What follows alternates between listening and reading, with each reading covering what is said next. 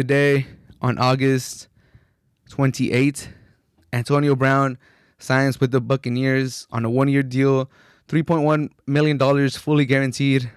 Tom Brady petitioned for Brown to come back, and he gets it done. Tom Brady, he gets his wishes done. He's probably the most influential man in the NFL.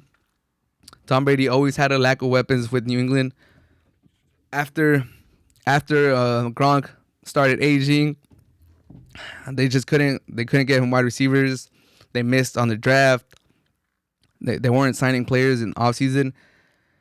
And now for a second straight year, he gets Mike Evans, Chris Godwin, and Antonio Brown all back. Another year that Antonio Brown is coming back from that episode that he had where he kind of broke down, where it looked like he had lost his life. He has lost his NFL career. It looked like his life was going down the gutter. Now he's back in the NFL again.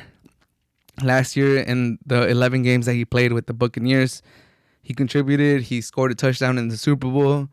Antonio Brown looked like he was ready to be a contributor, but obviously with all that time off in the NFL, he was good, but he was not the old Antonio Brown. He is 1 year older. I think he's 32 now, but it's another year that he's back. It looks like he's still in great shape, so I'm excited to see Antonio Brown. Like, prime Antonio Brown is up there with the top 3, top 4, top 5 wide receivers of all time. Like the 5-year span that he had with the Steelers can compete against any 5 years of any wide receivers, even Jerry Rice. Those 4 or 5 years that Antonio Brown had at the peak of his career with the Steelers were incredible, were amazing. 100 plus yards, 1,500 yard season, 100 plus catch seasons. Like, it was nothing. It was incredible what he was doing. So another year back, another year with Tom Brady, another year in that Buccaneers offense with Bruce Arians. I think that would do wonders. I'm excited to see if Antonio Brown is able to get back to his old self.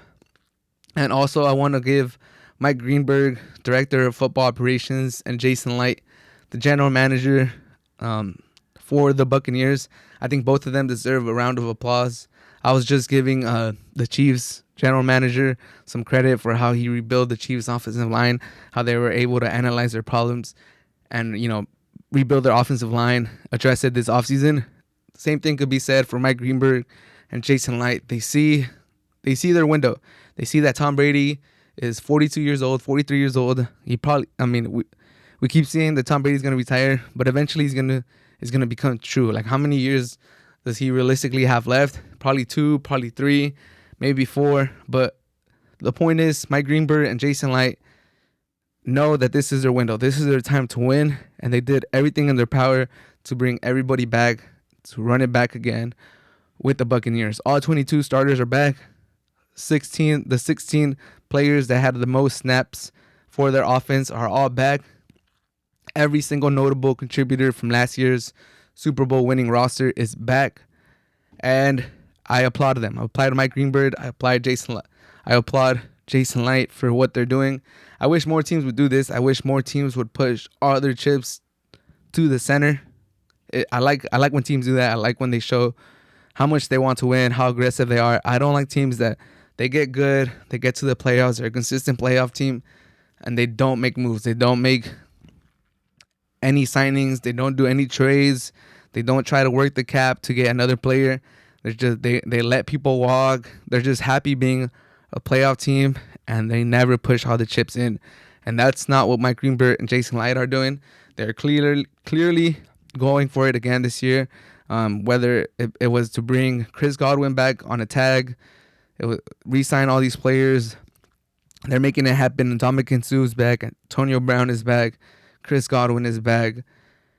Everyone is back, basically. And now in tomorrow's NFL draft, they get to just draft for whoever is the best player available on the board. And I just have to applaud them. I like what they're doing.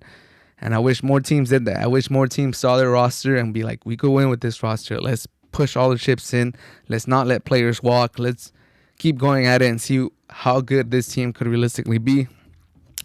Another team that I kind of think of that did that was the Eagles when they were trying to do the dream team. It didn't work out for them. Vince Young and Nnamdi Asomugha, the cornerback. They got a lot of players, and it didn't work out, and that's fine. It didn't work out for them.